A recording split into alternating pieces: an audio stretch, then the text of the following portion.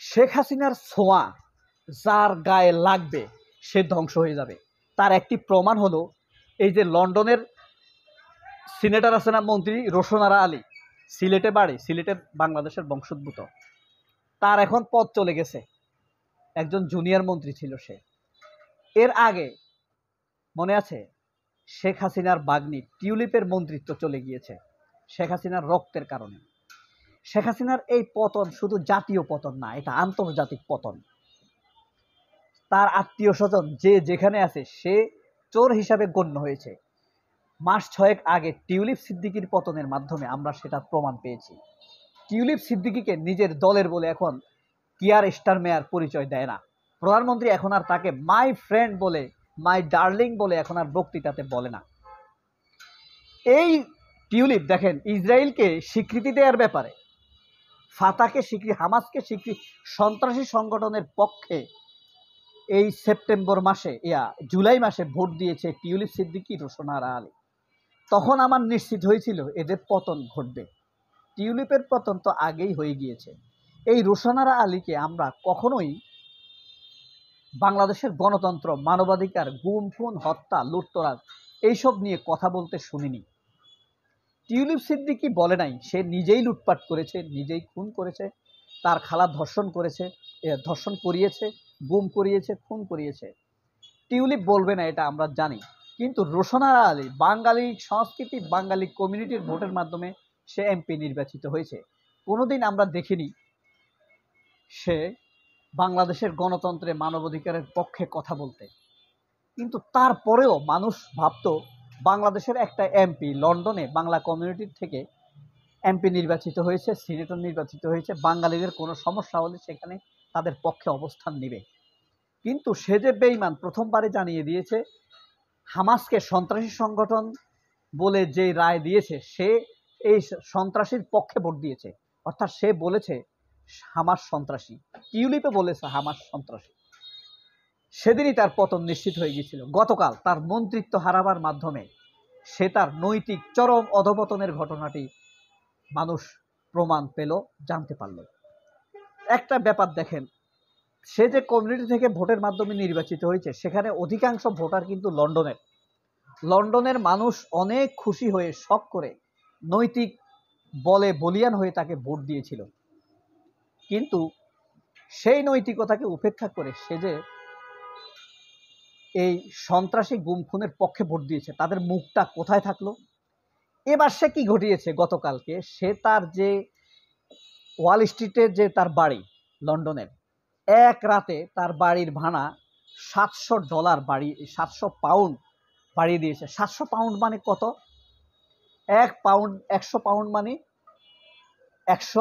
1000 pound মানে 1,20,000 টাকা।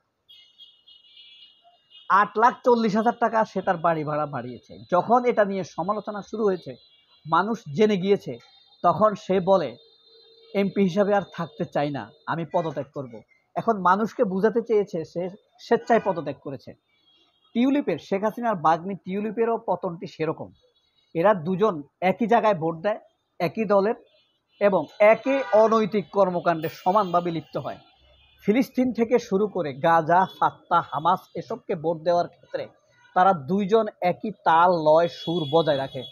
এবং এখন প্রমাণিত হয়েছে একজনের পতন হয়েছে, আরেকজনের পতন হয়ে গিয়েছে। শেষ পর্যন্ত নিশ্চিতভাবে বলা যায় আগামী নির্বাচনে এই দুইটাই হেরে যাবে। কথা হলো এই যে টিউলিপ এবং রোশনারা আলী হেরে যাবে, এটা কিন্তু আমাদের জন্য খুব খুশির বিষয় নয়। একজন দুইজন বাঙালি সিনেটর যদি থাকে তাদের কমনওয়েলথ সভায়, তাহলে এটা বাঙালিদের জন্য ভালো। কিন্তু এরা যে নির্বাচিত হবার পর যে অনৈতিকতা দেখায়, দুর্নীতির আশ্রয় নেয়, প্রমাণ হয়ে যায় যে মুজিবের এবং শেখ হাসিনার ছোঁয়া যাদের গায়ে লাগবে তাদের পতন অনিবার্য, দুর্গন্ধ আসবেই। চূড়ান্তভাবে যারা নিজেদেরকে বাঙালি বলে পরিচয় দেয় এরা এক একটা আসলে ফাইনালি শুয়োর, ময়লাতে ঘুরে বেড়ায়, ময়লা খায়, ময়লার গন্ধ ছড়ায়। এই বাঙালি আওয়ামী লীগ যে যেখানে যাবে তারা পুরুষ হলে ধর্ষণে লিপ্ত হবে, নারী হলে পতিতাবৃত্তিতে লিপ্ত হবে, সুযোগ থাকলে চুরি করবে, আর মানুষের সাথে চিটারি প্রতারণা করবে। দুইটা উচ্চ শিক্ষিত আন্তর্জাতিক পর্যায়ের লন্ডনের মতো জায়গার সিনেটর প্রমাণিতভাবে প্রমাণিত হয়ে গেল তারা দুর্নীতিগ্রস্ত।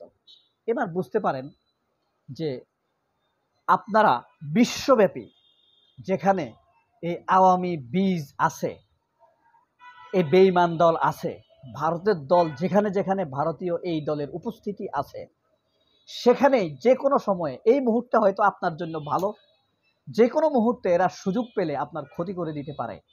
আপনার নিজের নিরাপত্তার জন্য, সচেতনতার জন্য এইসব আওয়ামী চিহ্নিত লোকদেরকে নিজের পরিবার থেকে দূরে রাখুন, নিজের বাচ্চা কাচ্চা থেকে দূরে রাখুন এবং নিজের সংস্রব থেকে দূরে রাখুন। প্রয়োজনে 2 টাকা লস হোক, কারণ ফাইনালি এদের কাজ হলো আপনাকে বিপদগ্রস্ত করে দেওয়া।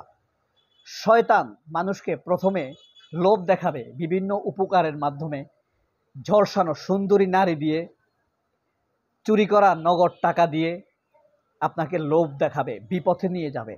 কারণ শয়তানের চূড়ান্ত টার্গেট আপনাকে এমনভাবে বিপদে ফেলবে যেখান থেকে আপনি আর ঘুরে দাঁড়াতে পারবেন না। একদিন ঈশ্বরকে এক শিশু প্রশ্ন করেছিল, হে ঈশ্বর, আপনি আমাকে একটু বলেন তো, আমি কোথায় গেলে শয়তানকে খুঁজে পাবো? তখন ঈশ্বর ভেবেচিন্তে জবাব দিল। একজন শিশু, তাকে আর কি জবাব দিবে? বলেছিল, তুমি বাংলাদেশে যাও। শিশুটি বলেছিল, আমি ছোটবেলায় একবার বাংলাদেশে ঘুরতে গিয়েছিলাম, কিন্তু সেখানে তো দেখি বর্ণ একটু ভিন্ন হলেও তারা সবাই মানুষের মতো, সেখানে তো আমি কোনো শয়তান দেখলাম না।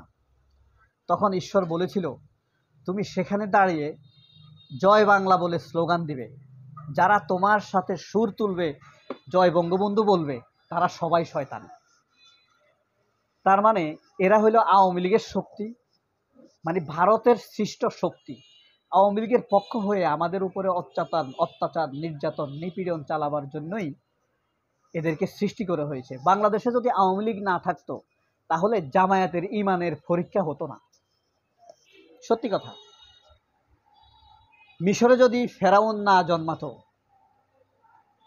নমরুদ না জন্মাতো, তাহলে ইব্রাহিম আলাইহিস সালামের ইমানের পরীক্ষা হতো না। হ্যাঁ, আবার ফেরাউন যদি না জন্মাতো, তাহলে মুসা আলাইহিস সালামের ইমানের পরীক্ষা হতো না। ঠিক একইভাবে রাসূল সাল্লাল্লাহু আলাইহি সাল্লামের চূড়ান্ত পরীক্ষার জন্য কাদেরকে দিয়ে দিয়েছে বলেন তো? এটা বলবেন আপনি। রাসূল সাল্লাল্লাহু আলাইহি সাল্লামের শত্রু কারা ছিল? এখনো এই যুগেও রাসূল সাল্লাল্লাহু আলাইহি সাল্লামের শত্রু আছে। তারা কারা?